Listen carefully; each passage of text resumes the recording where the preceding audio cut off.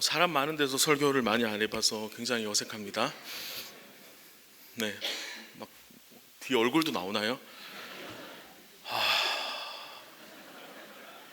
네. 그래도 제가 중국 사역을 마치고 은혜선물교회로 와서 인사를 제일 먼저 했고, 저희 가족이 우리 교회에 출석 중입니다.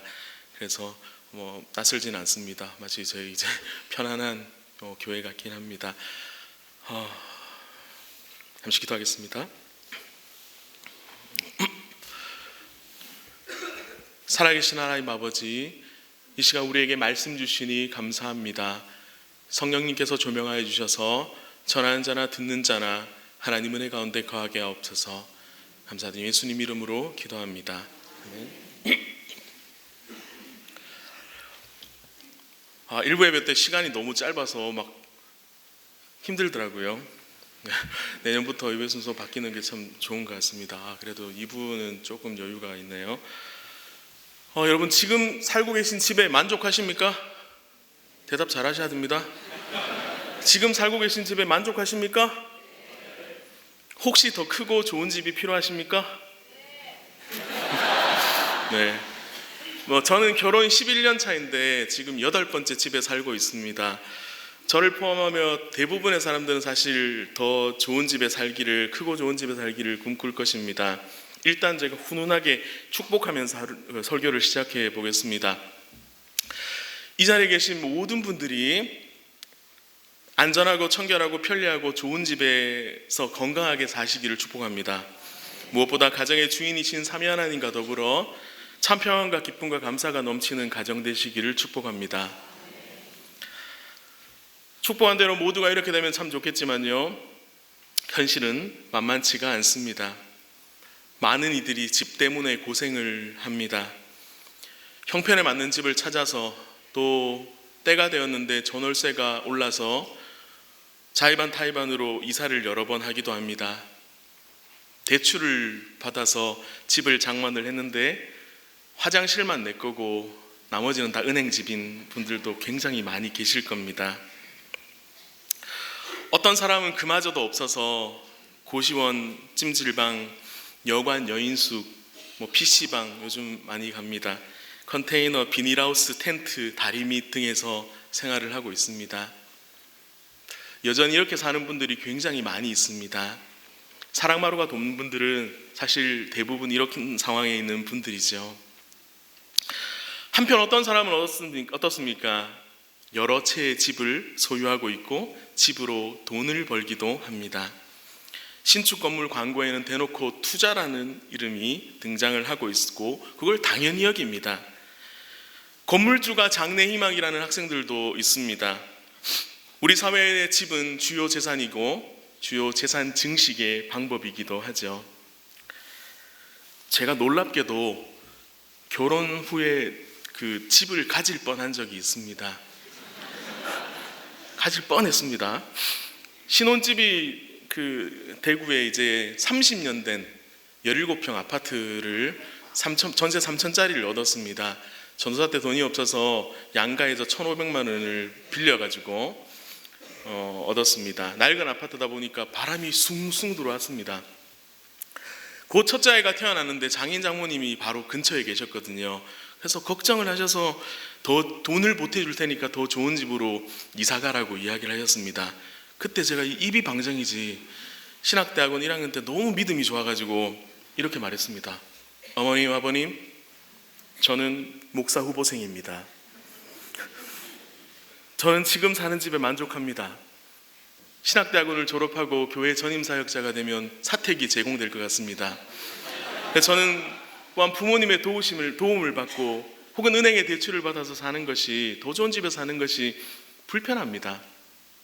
저의 말을 사유의 말이 아닌 목사 후보생의 말로 들은 장인 장모님께서 고심 끝에 2천만 원을 보태셔서 근처에 있는 그래도 좀 더 20년 된 아파트 5천만 원짜리 17평 아파트를 구입을 하셔서 이사를 권하셨습니다.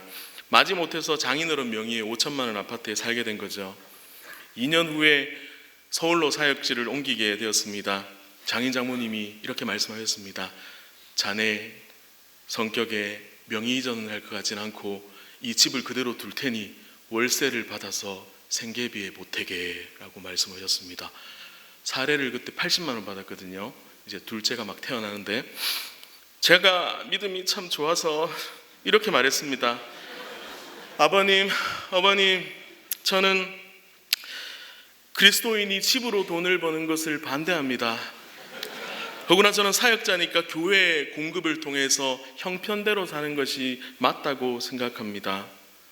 장인 장모님이 두 손 두 발 다 드셨습니다. 서울 올라간 지 1년 후에 그 집이 2배로 올라서 1억이 넘었다는 이야기를 들었습니다. 그 후에도 계속 올랐습니다. 갑자기 제 마음에 요동치기 시작했습니다. 어른들 말 듣는 게 좋은 건데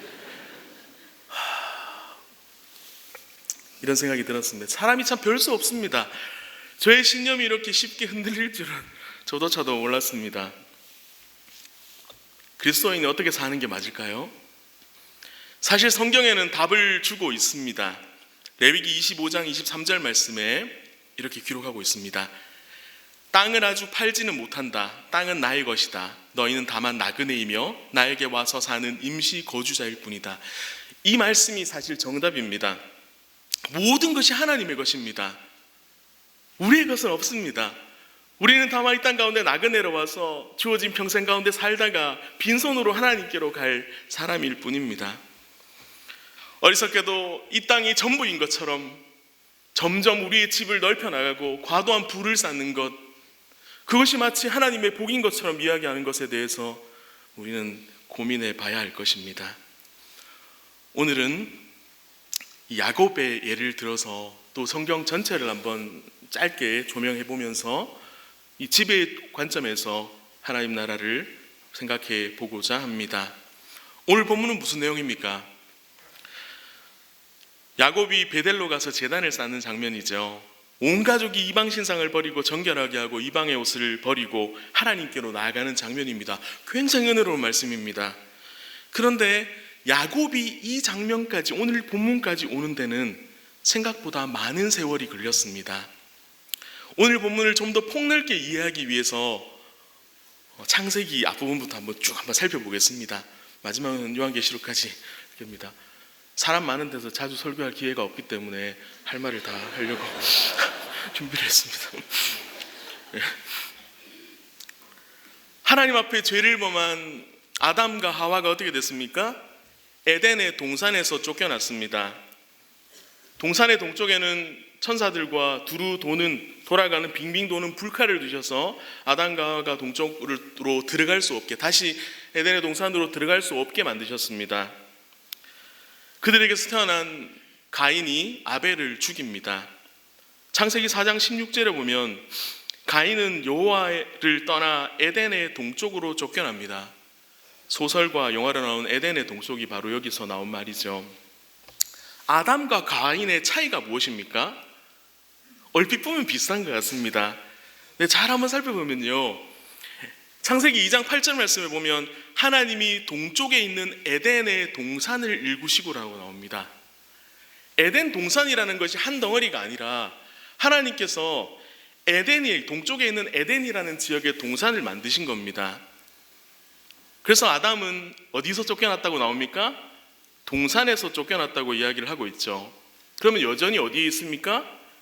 에덴에 있을 수 있죠. 그런데 오늘 말씀에 가인은 뭐라고 나옵니까? 에덴의 동편으로 쫓겨났다고 이야기하고 하나님을 떠났다고 이야기를 하고 있습니다. 교회로 치면 이것은 무엇입니까? 가인은 하나님을 완전히 떠났죠. 아담과 하와는 교회의 징계로는 근신으로 볼 수 있지만 가인은 출교입니다. 완전히 하나님 곁을 떠난 거죠. 이후에 성경은 지속적으로 이 이야기들을 합니다. 하나님 나라와 세상 나라에 대해서 계속 비교를 합니다. 하나님께서는 죄로 물든 이 땅을 멸하지 않으시고 회복하려는 계획을 하십니다. 아브라함을 택하여 부르시고 그를 통하여서 민족을 만드시고 나라를 만드십니다. 그래서 우리의 구원도 그냥 물리적인 공간인 천국으로 가는 것만이 아니라 하나님 나라를 만드는 것이라고 이야기를 하십니다. 그래서 예수님께서도 기도를 가르쳐 주실 때 뭐라고 가르쳐 주시죠? 하나님 나라로 가게 하시며라고 기도하지 않고 하나님 나라가 임하게 하시고라고 기도를 가르쳐 주십니다. 한편 세상 나라의 왕인 사탄은 끊임없이 이 하나님 나라가 세워지는 것을 방해하죠. 성경의 내용이 계속 이런 식으로 구성이 되어 있습니다. 에덴의 동쪽으로 쫓겨난 가인은 어떻게 살았습니까? 교회 밖의 사람, 세상 사람이죠. 그는 어떻게 살았습니까? 하나님께서는 그가 떠돌이가 될 것이라고 말씀하셨는데요, 가인은 보란듯이 정착해버립니다. 바로 나오죠. 성을 쌓고 자신의 아들의 이름을 따서 에녹성이라고 이름 짓습니다. 에녹은 무슨 뜻입니까? 순종하는 자, 따르는 자, 봉헌하다라는 뜻입니다. 하나님을 떠나서 누구에게 순종했을까요? 누구를 따랐을까요? 누구에게 그 성을 봉헌했을까요? 그 뒤에 보면요, 얼마 안 가서 이 모든 내용들이 다 드러납니다. 그의 자손인 라멕은 어떻게 합니까? 하나님의 질서를 깨버립니다. 2명의 아내를 두고요, 자신에게 상처를 입힌 소년을 죽이고 보란듯이 자랑합니다. 하나님의 말씀을 흉내내서 마치 자기가 하나님인 것처럼 떠벌리고 있죠. 가인을 위해서는 벌이 7배인데 나를 위해서는 벌이 7배다. 하나님 말씀을 마치 자기 이야기인 것처럼 자기 마음대로 꾸며서 이야기를 하고 있는 것을 보게 됩니다. 이처럼 교회 밖에 있는 사람, 하나님 밖에 있는 사람들은 이렇게 그냥 살아갑니다. 세상의 질서를 어기고 합리화합니다. 자신의 감정대로 살고 그냥 경쟁합니다. 하나님 말씀 필요 없습니다. 때로는 하나님의 말씀을 끌어와서 자기에게 유일한 방식대로 적용해버립니다. 불의를 통해서 돈을 벌어놓고 마치 그것이 하나님의 복인 것처럼 떠벌릴 때가 얼마나 많이 있습니까? 이스라엘 민족을 택하신 하나님께서는 섭리 가운데 야곱의 가족을 이집트 땅으로 보내셨다가 들어오게 하시죠. 처음부터 가나안 땅에 살게 하시면 되는데 굳이 이 방법을 택하신 이유는 무엇입니까? 하나님께서 이스라엘 민족을 통해서 구원하심을 보여주시는 것입니다. 단지 지리적인 이동이 아닙니다. 세상의 땅에서 하나님의 땅으로 옮겨진 것입니다. 세상 왕의 통치에서 하나님 나라의 통치로 옮겨진 것입니다. 아무것도 없던 노예의 삶에서 참 자유와 해방을 주시는 것이 바로 출애굽 사건이었죠. 근데 이 이스라엘 백성이 이렇게 선택받고 택함을 받아서 구원의 모형이 되어야 될 이스라엘 백성이 과연 어떻게 살았습니까? 부름받은 사람조차도 하나님의 뜻을 잘 알지 못해서 자기들 마음대로 살다가 또 그 가운데서 선지자들이 나타나서 이야기하고 이런 것들이 반복되는 내용이 구약 성경에 계속되는 내용입니다. 그 중에서 이스라엘이라는 이름을 쓸 만큼 이스라엘 나라를 대표하고 상징하는 인물이 바로 야곱인데요, 이 야곱의 삶을 살펴보면 이 부름받은 사람들의 특성을 잘 알 수가 있습니다. 야곱이 어떤 사람입니까? 엄마 뱃속에서부터 형과 싸웠습니다. 형의 발꿈치를 잡고 태어났습니다. 힘들게 일하고 돌아온 형에게 어떻게 했죠? 죽을 주고 장자권을 사버립니다. 하나님께서 하나님 앞에서 이마저도 물론 다르게 다 해석이 됩니다. 그렇지만 인간적인 면모만 보자면요, 굉장한 밉상이죠. 창세기 27장 28장에는 이렇게 나옵니다. 형 에서의 복을 가로챈 야곱이 어머니 리브가에 의해 외가로 가게 됩니다. 명분은 바른 결혼이었지만 사실상 뭐였죠? 형을 피해서 도망간 거죠. 브엘세바를 떠나서 하란으로 가는 길에 루스라는 곳의 근처를 지나갑니다. 경로상 이 길은 가장 험한 길이었습니다. 왜 갔을까요? 굳이 왜 이 길로 갔을까요? 그가 지금 평안합니까? 앞은 캄캄하고 뒤는 두려움입니다. 누가 쫓아올지 모릅니다. 형이 쫓아올지 모릅니다. 앞은 보이지 않습니다. 당시에 길이 다 험했겠죠. 그 중에서도 가장 험한 길을 찾아갑니다. 이곳은 자신의 할아버지인 아브라함이 가나안 땅에 처음 왔을 때 왔던 곳이고요, 이집트에 갔다가 돌아왔을 때 그곳에서 제단을 쌓았던 곳이 바로 이곳입니다. 다음에 천국 가서 다 물어보겠지만 아마도 야곱은 할아버지의 하나님을 만나려고 했는지도 모릅니다. 그런데 그곳에 가보니까 뭐가 있습니까? 돌밖에 없습니다. 돌밖에.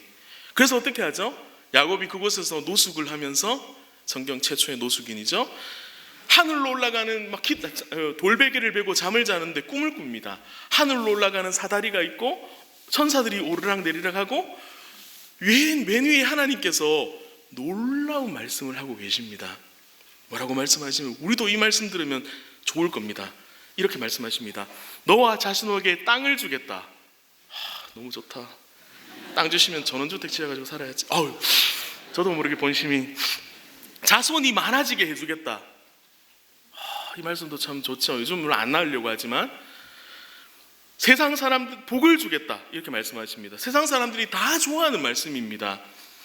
야곱은 그곳의 이름을 베델이라고 이름 짓습니다. 베델, 무슨 뜻입니까? 하나님의 집이라는 뜻입니다.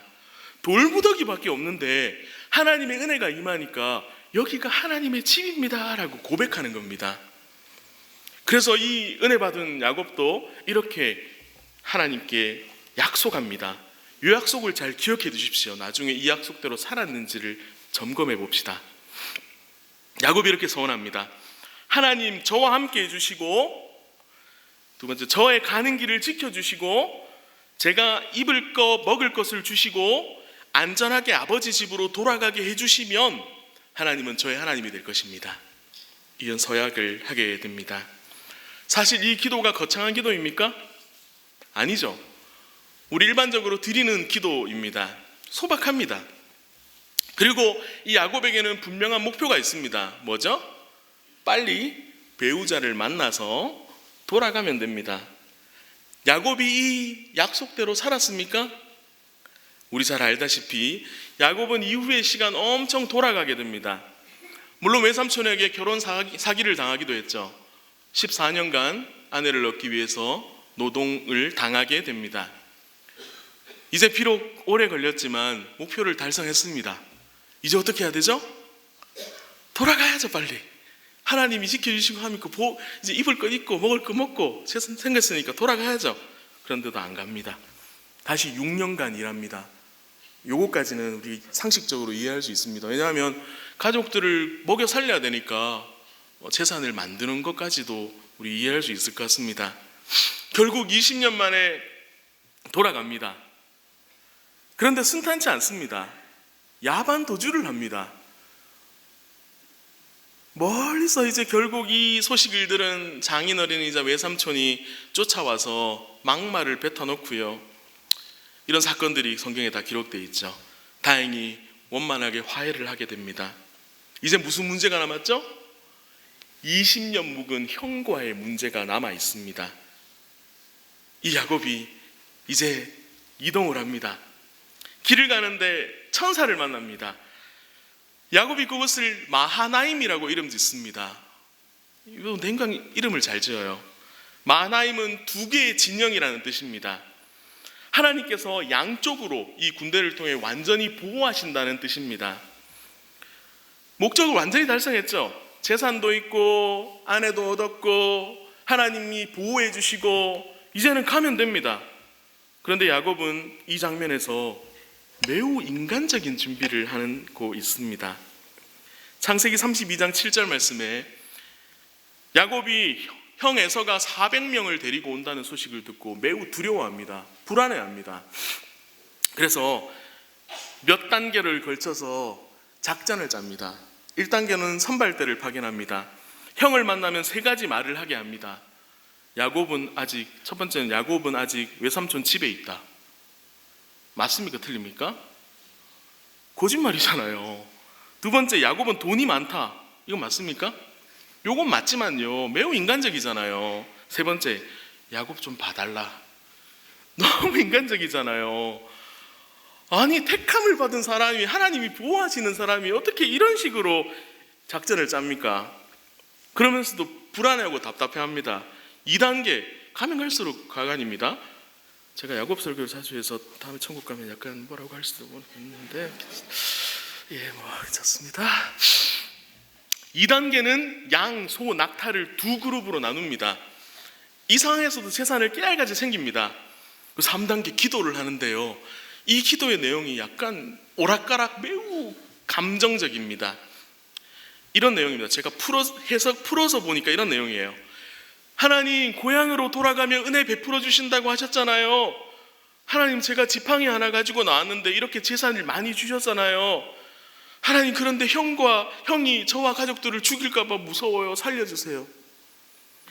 기도가 뭔가 막 떼쓰는 기도이죠. 정신이 없는 기도죠. 4단계로 뇌물작전을 펴니다. 가축을 9그룹으로 나눕니다. 하나님 주신 지혜일 수도 있습니다. 그러나 그 방법은 너무나 인간적입니다. 그래서 단계별로 진격하면서 뇌물작전을 펴는 거죠. 마지막 5단계, 힘들게 야복강을 건넙니다. 야복강은 쉽게 건널 수 있는 강이 아닙니다. 근데 힘들게 다 건넌 후에 다 보내고 강가에 혼자 남습니다. 왜 이럴까요? 여러 가지 이유가 있을 수 있겠지만요, 저는 약간 삐딱하게 약간 살짝 보면요, 지 혼자 살려고 그랬을 수도 있습니다. 정확한 이유는 알 수 없지만 야곱은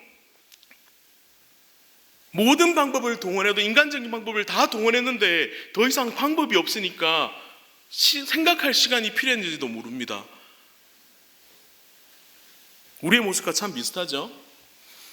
내 방법대로 해가지고 해보고 안 되면 그냥 떼쓰듯이 기도하고, 그러다가 안 되니까 답을 다 정해놓고 하나님께 이야기하고, 그러다가 안 되면 그냥 놔버리고.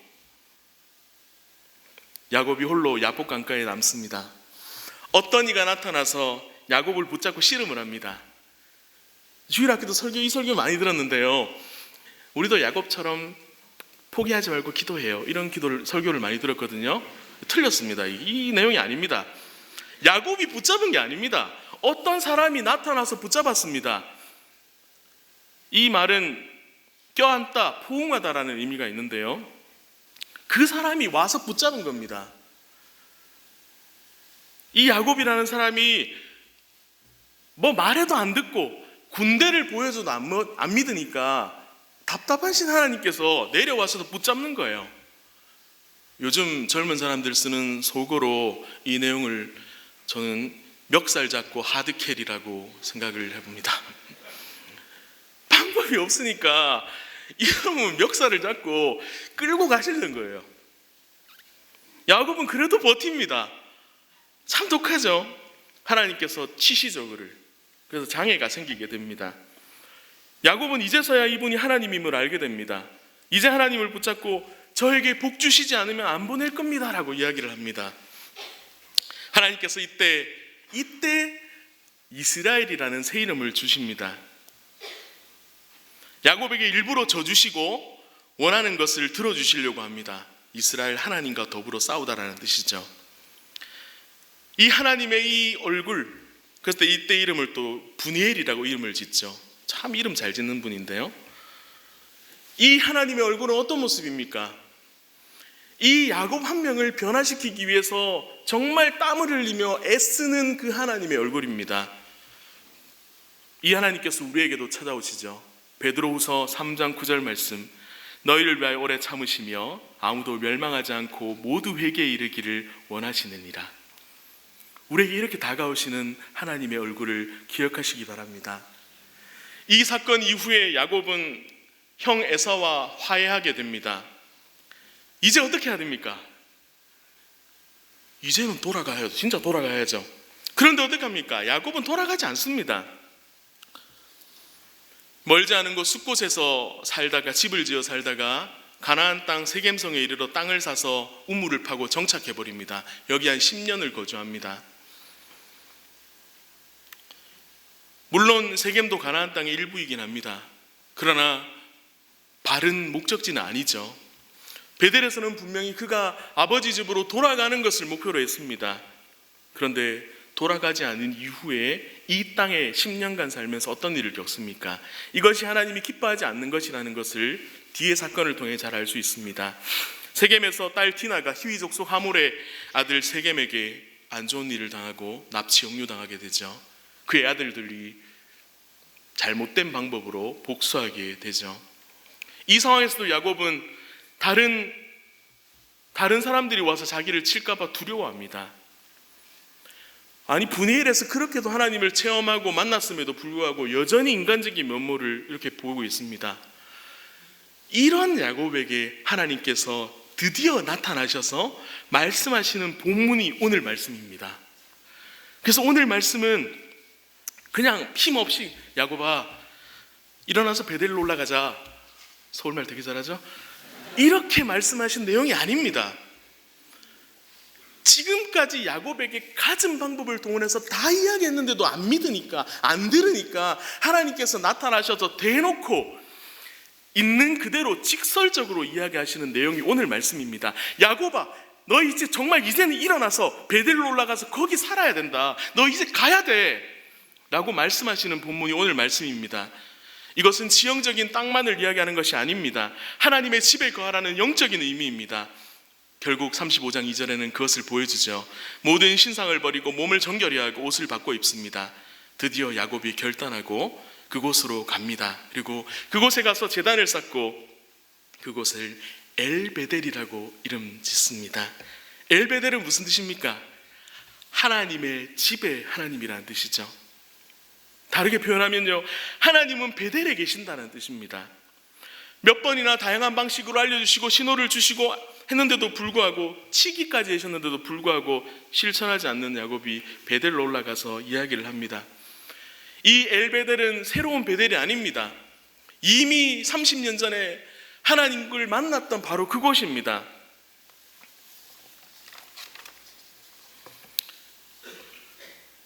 그것은 비록 돌무더기밖에 없었지만요, 자신의 고백처럼 그것은 하나님의 집이 되었습니다. 30년의 세월 동안 돈도 많이 벌고요, 집도 생겼고요, 자식들도 많아졌고 하나님의 은혜를 수없이 경험했습니다. 그런데 이제서야 다시 그 자리로 돌아가서 하나님은 돈 많은 것을 거하지 않고, 하나님은 좋은 집에 계시지 않고, 하나님은 베델에 계시다, 하나님은 하나님의 집에 계시다 라고 고백하는 것이 야곱의 인생입니다. 우리도 이와 같지 않습니까? 하나님, 지금보다 더 형편이 좋아지면 열심히 봉사하겠습니다. 하나님, 지금보다 좀 더 형편이 좋아지면 열심히 성금하겠습니다 라고 하지 않습니까? 이미 오래전 하나님께 주신 약속을 잊어버리고 살지는 않습니까? 구약 성경의 많은 부분은 하나님의 집에 대한 기록입니다. 무소부재하신 하나님께서는 사람을 사랑하셔서 직접 만나주시기 위해서 특정 장소에 임재하십니다. 그래서 출애굽 당시에는 성막을 통해서 하나님이 만나주셨고요, 이후에는 이스라엘 백성이 가나안 땅에 정착해서 정복 전쟁할 때는 실로라는 곳에 성막을 세우도록 하셨습니다. 그리고 솔로몬 왕 때는 성전을 건축했죠. 이스라엘 백성은 이제 눈에 보이는 이 곳에서, 장소에서 하나님을 만날 수 있게 되었습니다. 그곳을 향해서 기도할 수 있게 되었습니다. 성막과 성전은 매우 화려했죠. 그것은 에덴 동산의 회복을 알려주는 상징이었습니다. 천국을 보여주는 것이었습니다. 무엇보다 참된 구원자이신 그리스도를 알려주는 하나의 상징이었죠. 그러나 이스라엘 백성은 어떻게 했습니까? 수많은 선지자들의 애달픈 외침에도 불구하고 하나님을 알지 못했습니다. 그들에게 화려한 성전은 있었습니다. 그들에게 예배 드리는 방법은 있었습니다. 그러나 그들은 하나님께 나아가지 않았습니다. 결국 이스라엘 나라는 두 개로 나누어지고 이방 나라에 의해 멸망당합니다. 예루살렘 성전은 불타서 없어집니다. 포로에서 돌아온 이스라엘 백성들이 스룹바벨을 중심으로 또 성전을 건축합니다. 필요한 일이었습니다. 성전 건물이 중요해서가 아니라 하나님을 만나야 되기 때문입니다. 그러나 이스라엘 사람들은 그렇게 하지 않았습니다. 시간이 흘러서 드디어 이 유대 지역을 로마라는 나라가 다스리게 되었습니다. 유대 지역을 통치하던 헤롯 왕은 유대 사람들에게 잘 보이기 위해서 성전을 지어줍니다. 이스라엘 백성이 만족할 만한 화려한 성전이었습니다. 예수님 당시에 46년째 이 성전을 짓고 있었죠. 사마리아 수가성의 운물의 한 여인이 예수님께 질문을 합니다. 그들은 유대인의 경멸을 받는 혼혈족이었습니다. 더구나 차별받던 여인이었습니다. 이렇게 물어봅니다. 유대인은 예루살렘 성전에서 예배 드린다, 비슷하죠 되게?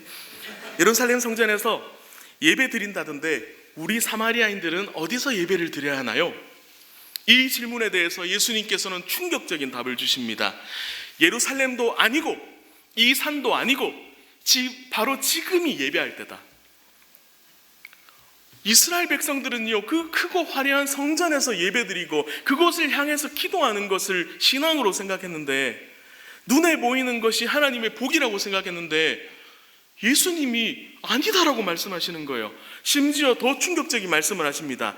마태복음 24장 1절 2절 말씀에 제자들이 성전 건물을 가리키니까 예수님께서 말씀하십니다. 내가 진실로 너희에게 이르노니 돌 하나도 돌 위에 남지 않고 다 무너뜨려지리라. 이스라엘 성전이 다 무너질 거라고 말씀하시는 겁니다. 그럼 도대체 어떻게 이제 하나님을 만나야 됩니까? 로마서 1장 14절 말씀이 육신이 되어 우리 가운데 거하심에 우리가 그의 영광을 보니 아버지의 독생자의 영광이요 은혜와 진리가 충만하더라. 우리 가운데 거하심이라는 뜻은 우리 가운데 장막을 치심이라는 뜻입니다. 예수님께서 이제는 우리 가운데 장막을 치시고 그곳에서 하나님을 만나겠다는 말씀을 하고 계시는 겁니다. 또 예수님께서 2장 19절 21절에 예수님의 부활을 보여주죠. 알려주시죠. 이 성전은 46년 동안 지었거늘 내가 3일 동안에 일으키겠느냐 하더라. 그러나 예수는 성전된 자기 육체를 가리켜 말씀하신 것이라. 뒷부분을 제가 읽었네요. 앞부분을 읽어야 되는데 46년째 짓는 것을 다 무너질 것이고 3일 만에 일으킬 것이라고 말씀하시는 거예요. 예수님의 부활을 이야기하시는 거죠. 옛 성전, 사람들이 믿었던 눈에 보이는 성전은 무너지고 3일 만에 부활하심으로 구원을 이루겠다는 말씀입니다. 구약의 제사장들은 화려한 에봇을 입고 제사를 드렸습니다. 그러나 1년에 단 한 차례 대속죄일은 화려한 옷을 모두 벗고 수수한 세마포 옷을 입고 지성소로 들어갔습니다. 레위기 16장에 이 내용이 잘 나와 있습니다. 아론이 자기 두 아들의 범죄로 평소에 화려한 옷이 아니라 수수한 그냥 옷인 세마포 옷을 입고 지성소로 들어갑니다. 그리고 그곳에서 하나님을 만나고 세마포 옷을 벗어두고 자식이 옷을 입고 나오는 장면이 레위기 16장에 등장을 합니다. 요한복음 19장에 보면 이와 비슷한 장면이 등장합니다. 예수님께서 무덤에 안치되시고 아리마대 사람 요셉에 의해 세마포로 쌓이게 됩니다. 요한복음 20장에 안식 후 첫날 막달라 마리아가 예수님의 무덤 돌이 옮겨진 것을 보고 제자들에게 알려줍니다. 제자들이 와서 확인해 보니까 세마포 옷만 있습니다. 제자들이 돌아가고 마리아가 무덤을 들여다보니 두 천사가 있습니다. 예수님의 무덤이 무엇과 비슷합니까? 지성소와 비슷한 느낌이 들지 않습니까? 목숨 걸고 지성소로 들어가서 하나님을 만나고 세마포 옷을 벗어두고 자기 옷을 입고 나왔던 제사장처럼 예수님께서 우리의 모든 죄를 짊어지시고 죽으시고 무덤에 들어가셨습니다. 그리고 살아나온 제사장처럼 그곳에서 세마포 옷을 벗어두고 나오셨습니다. 두 천사는 지성소와 성소 사이에 있던 휘장의 천사와 비슷하죠. 에덴의 동산에 불칼을 들고 있던 천사와도 비슷합니다. 화려한 돌성전의 시대는 끝났습니다. 돌성전은 무너집니다. 죽음의 장소인 무덤이 오히려 지성소가 되었죠. 예수님께서 승천하시고 성령님께서 임하시고 예수님의 명령에 따라 사도들에 의해 교회의 시대가 시작되게 됩니다. 에베소서 2장 20절에서 22절 말씀에는 이렇게 이야기합니다. 너희는 사도들과 선지자들의 터 위에 세우심을 입은 자라. 그리스도 예수께서 친히 모퉁이 돌이 되셨느니라. 그의 안에서 건물마다 서로 연결되어 주 안에서 성전이 되어가고 너희도 성령 안에서 하나님이 거하실 처소가 되기 위하여 그리스도 예수 안에서 함께 지어져 가느니라. 이제는 그 구약시대에 화려했던 성전이 누구라고 합니까? 바로 예수 그리스도를 구주로 고백하는 우리라고 이야기하시는 겁니다. 그래서 우리도 이제는 함께 지어져 가야 된다고 이야기를 합니다. 예수님이 계신 곳이 교회입니다. 교회를 구성하는 성도가 성전이 되었습니다. 건물이나 특정 물건이 거룩하지 않습니다. 이 시대의 많은 교회들은 어떻습니까? 많은 성도들은 어떻습니까? 바로 나 자신은 어떻습니까? 시편 127편 1절 말씀에는 여호와께서 집을 세우지 아니하시면 세우는 자의 수고가 헛되며 여호와께서 성을 지키지 아니하시면 파수꾼의 깨어있음이 헛되도다 라고 이야기합니다. 고린도전서 3장 16절에서 17절에서는 이렇게 이야기합니다. 너희는 너희가 하나님의 성전인 것과 하나님의 성령이 너희 안에 계시는 것을 알지 못하느냐. 누구든지 하나님의 성전을 더럽히면 하나님이 그 사람을 멸하시리라. 하나님은 성전은 거룩하니 너희도 그러하니라. 구약의 그 화려했던 성전은 아주 두려운 곳이었는데 그 두려움이 이제는 우리에게 임해서 우리가 그렇게 거룩하게 살아야 된다고 요청하는 말씀입니다. 그 옛날 돌무더기밖에 없던 곳을 하나님의 집이라고 불렀던 야곱이 30년 만에 돌아와서 다시 고백합니다. 하나님은 다른 데 계시지 않고 하나님의 집에 계시더라. 이 고백을 잘 기억했으면 좋겠습니다. 그에게 수많은 재산이 생겼지만, 집이 생겼지만 하나님이 계시지 않습니다. 이스라엘에게 화려한 성전이 있었지만 그것은 그림자였을 뿐입니다. 여전히 우리도 이 구약시대 혹은 예수님 시대의 사람들처럼 옛 성전을 따르는 삶을 여전히 살고 있지는 않습니까? 하나님께서 우리에게 거룩한 하나님 나라의 집을 예비하셨음에도 불구하고 여전히 이 땅의 것을 취하고 이 땅에 좋은 집을 가지는 것에 우리의 온갖 힘을 쏟아면서 살고 있지는 않습니까? 요한계시록 3장 20절 말씀에 이렇게 이야기합니다. 볼지어다 내가 문 밖에 서서 두드리노니 누구든지 내 음성을 듣고 문을 열면 내가 그에게로 들어가 그와 더불어 먹고 그는 나와 더불어 먹으리라. 끊임없이 우리에게 바로 우리가 하나님의 성전인 거룩한 사람이라는 사실을 계속 두드리며 말씀하고 계시는 하나님의 그 열정을 만나는 은혜가 우리에게 있기를 간절히 소망합니다. 저는 이 말씀을 보고 성경 전체를 집에 관점에서 계속 보면서 어린 시절 불렀던 노래가 생각이 났습니다. 다 아시잖아요. 두꺼봐 두꺼봐 헌집 줄게 새집 다오. 두꺼비는 무슨 죄가 있어서 헌집 받고 새집을 주나. 이 생각을 어렸을 때 했는데요, 저는 이 말씀이 하나님께서 나에게 말씀하시는 말씀이라는 생각이 들었습니다. 누구야 헌집을 다오. 너에게 새집을 줄게. 우리는 크고 화려한 집이, 새로 지은 아파트가, 새로 지은 건물이 새 집이라고 생각합니다. 우리는 돈 많이 버는 것이, 이 세상에서 성공하는 것이 잘된 거라고 생각을 합니다. 그러나 하나님 말씀에 비추어 생각하면요, 그것은 옛 것이라는 것입니다. 헛된 것이라는 것입니다. 그것을, 그 헌집을 하나님께 드리고 내어놓고 저는 이 땅의 것이 아닌 하나님 나라의 신령한 것을 바라보며 살겠습니다 라고 고백하는 성도들이 되기를 간절히 소망합니다. 저는 노숙인 사역이 희망이 있다고 생각을 합니다. 왜냐하면 이분들이 이 땅에 집과 재산이 없기 때문입니다. 그래서 이분들 만나보면요, 의외로 굉장히 낙천적이고요, 고민이 없어요. 우리가 봤을 때는 와, 저 사람 어떻게 살아가나 싶은데요, 이분들 만나보면요 천하태평이에요. 룰루랄라 너무 편해요. 마태복음 19장 23절 말씀에 예수께서 제자들에게 이르시되 내가 진실로 너희에게 이르노니 부자는 천국에 들어가기가 어려우니라. 반대로 생각하면 부자가 아니면 천국에 들어가기가 조금 쉬울 수 있다는 뜻입니다. 이들에게 식사를 대접하고 옷을 주고 직장을 구해주고 잠자리를 마련해 주는 것은 세상 사람들이 다 할 수 있는 것입니다. 그걸 세상에서는 복지라고 이야기하고 인권이라고 이야기합니다. 그러나 이 세상에서 줄 수 없는 것이 있습니다.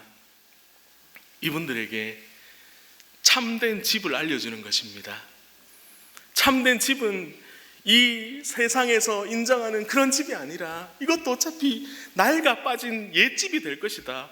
그러나 변함없는 영원한 집이 있는데 저 천국에 예비되어 있는 것인데 이 집을 얻기 위해서는 생명 대신 예수 그리스도를 구주로 믿으면 됩니다 라고 복음을 전하는 것, 이 사역을 우리만이 할 수 있는 사역입니다. 감사하게도 이 귀한 사역에 열매가 맺고 있죠. 11년째 이 사랑마루 사역을 통해서 밥을 주고 하는 일들을 통해서 진행하고, 이제는 이 급식소 공간을 통해서 이제 복음을 전하는 일을 하고 있습니다. 좀 더 이제는 직원들이 이제 어느 정도 세팅이 돼가지고 제가 좀 더 이제 복음 사역에 집중할 수 있게 되는데요. 이 일을 통해서 이제 성도가 이제 조금씩 늘어납니다. 이 작은 교회, 샘마루 교회를 통해서 세례를 9명이나 받았습니다. 벌써 처음 예수님 믿는 사람들입니다. 다 얼마나 복된 일인지 모릅니다. 정말 순수하게 다들 막 예수님 믿고요. 좀 대단한 일들이 일어나고 있습니다.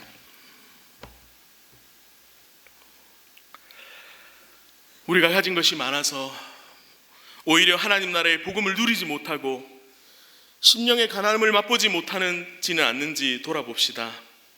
혹은 내가 남들만큼 잘 살지 못한다고 해서 남들만큼 잘 사는 것에 집중한 나머지 하나님과의 교제를 놓치고 있지는 않은지 잘 돌아보시기를 소망합니다. 오늘 이 말씀을 잘 기억하십시오. 이제 올해 하필이면 또 연말이고 새롭게 한 해가 시작되잖아요. 이 한 해 동안 내가 과연 무엇을 위해 살아왔는가? 세상의 새 집을 위해 살아왔는가? 하나님 나라의 새 집을 위한 삶을 살았는가? 잘 돌아보시고 우리에게 말씀하시는 그 하나님의 음성, 야, 새 집 줄게, 헌 집을 다오 나에게, 그 네가 안고 있는 그것을 나에게 다오, 내려놓으면 하나님께서 채워주실 것을 약속하십니다. 하나님께 주시는 하나님 나라의 영원한 새 집을 얻는 귀하고 복된 삶이 되시기를 축복합니다. 기도하겠습니다. 살아계신 하나님 아버지, 우리에게 말씀 주시니 감사합니다. 이 말씀을 따라 우리의 것을 하나님 앞에 온전히 드리게 하시고 하나님이 우리에게 부어주시는 하늘의 신령한 변하지 않는 새 것을 받는 은혜가 우리에게 있게 하옵소서. 예수님 이름으로 기도합니다. 아멘.